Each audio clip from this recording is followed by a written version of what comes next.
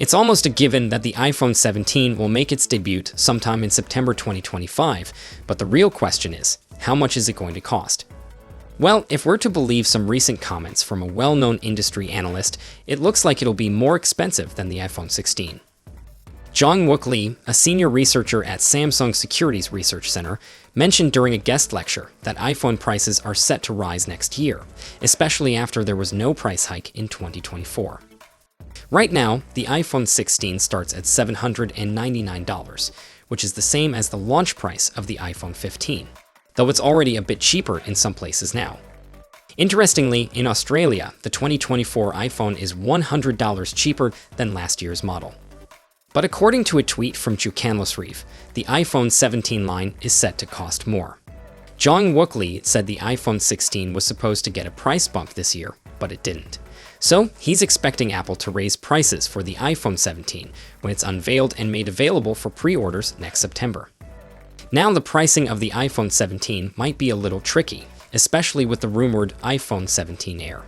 This model might be the most expensive one, even though it's said to have lower specs than the iPhone 17 Pro Max.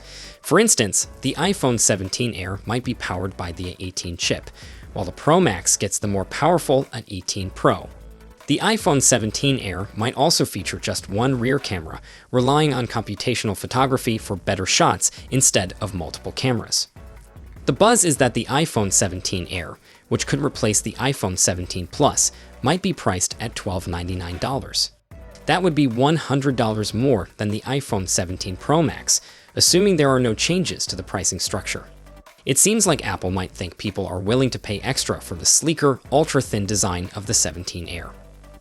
On the other hand, Apple could bump up the iPhone 17 Pro Max by $200, making it $1,399, putting it back as the priciest model. It could come in 3 storage options: 500 gigs, 1 terabyte, and 2 terabyte.